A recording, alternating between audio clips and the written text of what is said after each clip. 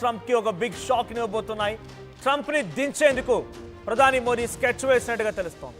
ఏకంగా అంటే దించేయడం అంటే ట్రంప్ని ఆ కుర్చీలోంచి దించేయడం కాదు, ఆయన అహంకారాన్ని దెబ్బ కొట్టడం కోసం, అహంకారాన్ని దింపడం కోసం మోదీ బిగ్ స్కెచ్ వేశారు.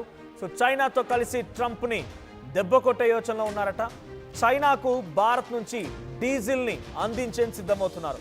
2021 తర్వాత భారత్ చైనా మధ్య డీజిల్ షిప్మెంట్ అనేది పూర్తిగా ముగిసింది. అయితే భారత్ చైనా మధ్య త్వరలోనే మళ్ళీ విమానయాన సంస్థలకు సంబంధించినటువంటి ఆ సర్వీసులు కూడా జరగబోతున్నాయట. లడఖ్లోని సరిహద్దు వివాదాన్ని కరోనా విజృంభణ అనంతరంగా ఆ సర్వీసులు పూర్తిగా కొలాప్స్ అయ్యాయి. ఇరు దేశాలకు సంబంధించి ఆ దౌత్యపరమైనటువంటి రాకపోకలు పూర్తిగా కూడా కంప్లీట్గా జీరోకి పడిపోయాయి. అది తిరిగి మళ్ళీ ఇప్పుడు ప్రారంభించే అవకాశం కనబడుతోంది. ఈ నెలాఖరున చైనాకి వెళ్ళబోతున్నారు ప్రధాని మోదీ.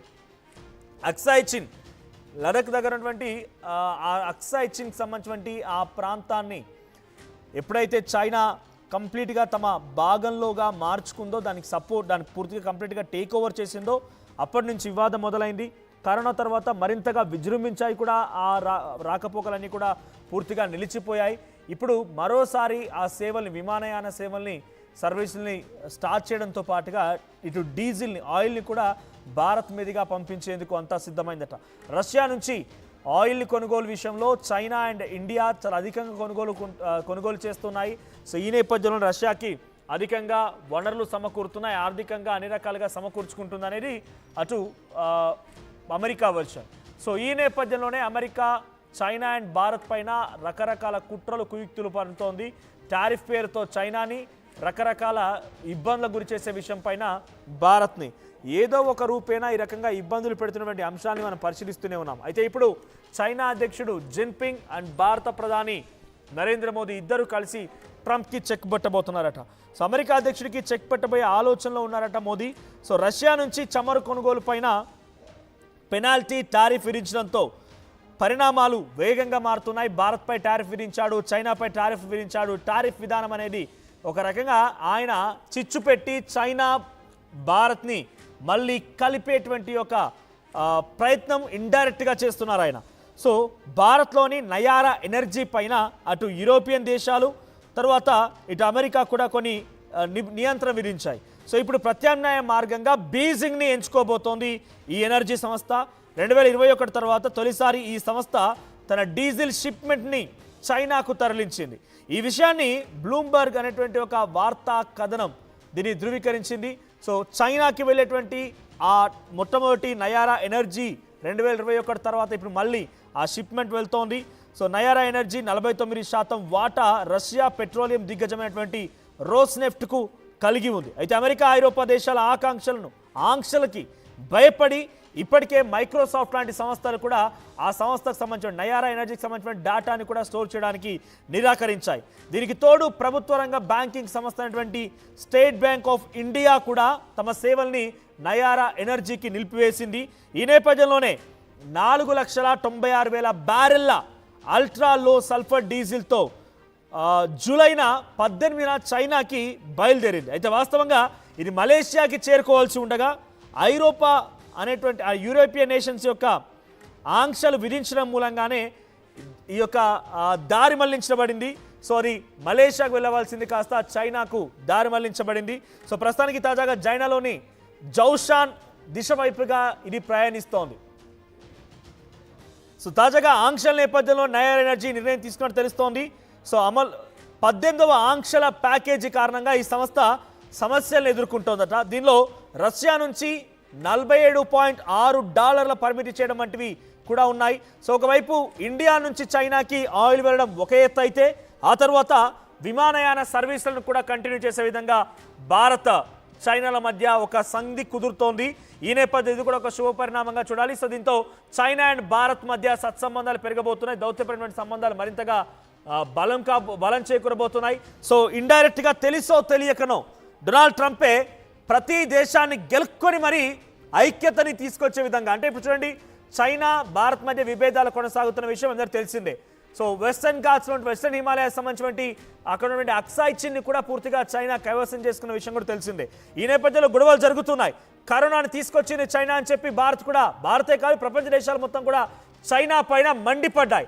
ఈ విధంగా వివిధ కారణాల చేత చైనాకి భారత్ మధ్య ఆ సత్సంబంధాలు పూర్తిగా కొలాప్స్ అయిపోయాయి, జీరోకి పడిపోయాయి, రాకపోకలకు నిలిచిపోయాయి. ఇప్పుడు రష్యా దగ్గర నుంచి ఆయిల్ కొనుగోలు చేస్తున్న విషయం పైన చైనా భారత్ల పైన టారిఫ్ని పెంచడంతో భారత్ నయారా ఎనర్జీకి సంబంధించినటువంటి ఆ సంస్థ చైనాకి డీజిల్ని అంటే ఆయిల్ని అమ్మకాలను చేపడుతోంది. సో 4,79,600 బ్యారెల్స్ గల అల్ట్రా సల్ఫైడ్ డీజిల్ని చైనా వైపుగా మరలిస్తోంది. ముందుగా మలేషియా వైపుగా వెళ్ళవలసినటువంటి ఆ బ్యారెల్స్ ఆ నౌక కాస్త ఇప్పుడు అటు నుంచి దారి మరలి ఇప్పుడు చైనా వైపుగా వెళ్తోందట.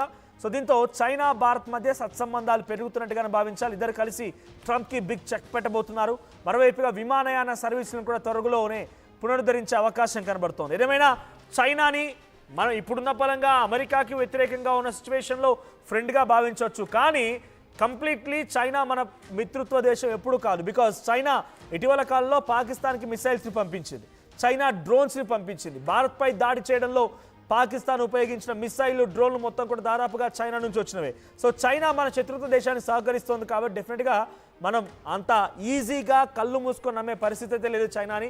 కానీ ఇప్పుడు గత్యంతరం లేక డొనాల్డ్ ట్రంప్ని కొన్ని సందర్భాల్లో సామధాన భేద దండోపాధ్యాయులు అంటారు చూసారా, అటువంటి నేపథ్యంలో డొనాల్డ్ ట్రంప్కి చెక్ పెట్టాలన్నా, డొనాల్డ్ ట్రంప్ని పాయింట్ బ్లాంక్లో పెట్టాలన్నా కూడా డెఫినెట్గా ఇప్పుడు చైనాకి భారత్ అవసరం ఉంది, భారత్కి కూడా డెఫినెట్గా చైనా ఒక సపోర్ట్గా కూడా కావాల్సిన అవసరం ఉంది.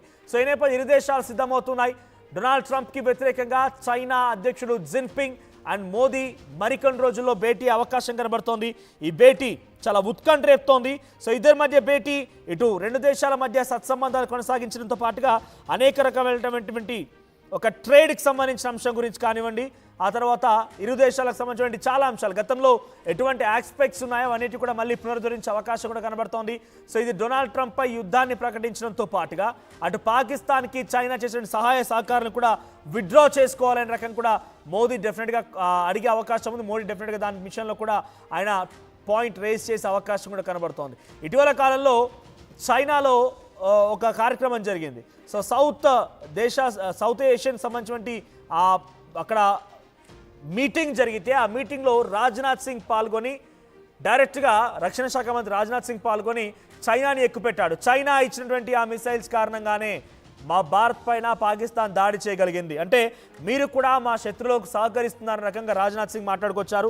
సో రాజ్నాథ్ సింగ్ మాటల తర్వాత కొంత చైనా కూడా భారత్ పైన ఆగ్రహంతో ఉండిపోయింది. ఆ తర్వాత కొన్ని సందర్భాల్లో పాకిస్తాన్ వైపు నిలబడింది కూడా. సో అంతేందుకు భారత్లో ఉన్నటువంటి ఒక భూభాగాన్ని చైనా ఆక్రమించింది. సో రాజ్నాథ్ సింగ్ మాట్లాడే మాటలు పెద్ద ఎత్తున ఆలోచింపజేశాయి. సో రాజ్నాథ్ సింగ్ అక్కడికి వెళ్ళి హాజరైపోయిన తర్వాత డైరెక్ట్గా చైనా గడ్డపై నుండే ఆయన SCO Shanghai cooperation organisation, so Shanghai cooperation